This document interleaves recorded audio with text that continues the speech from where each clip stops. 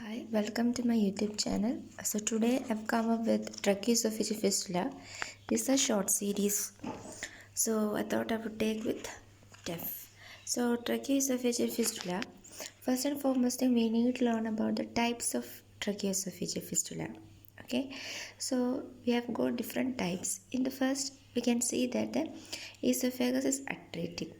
This is the A type. Then we'll be having the proximal esophagus is connected. Like we'll be having a proximal tracheoesophageal fistula and distal esophagus is atretic.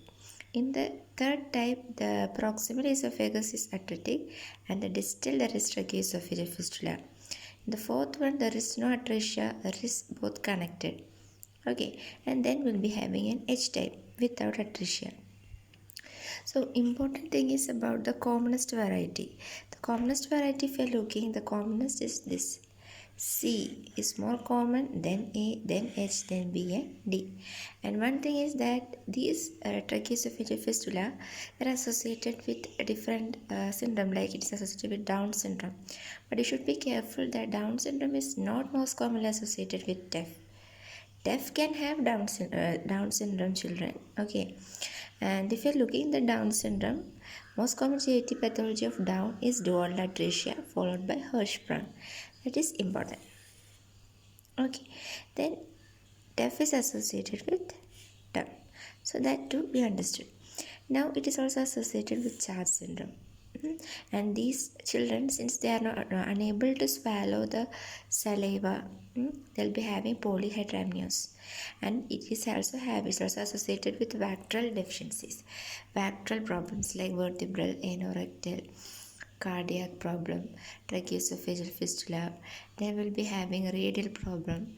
Then we will be having limb problem, renal problem followed by limb problem, and then there will be single umbilical which is STO of Down syndrome. So presentation, they are presenting with unable to swallow the saliva or the saliva drooling out, or we can see the patient, if we put in nasogastric tube, this tube just coils out. And one thing we should keep in mind is that we should never do a bag and mask ventilation, okay, because it will just cause pulmonary problem, right? So we should never do this. And the investigation is a barium study, iohexol contrast study should be done. Okay, then what we have to do is what is the criteria for the definitive treatment. For that we have to look whether the child is having weight more than 2.5 kg, and if he is not associated with pneumonia or any other congenital problem, if he is fit for surgery, we can go for immediate repair, which is called Cameron surgery. And if it is between 1.8 to 2.5 with or without pneumonia, then we can delay surgery by providing nutrition and all.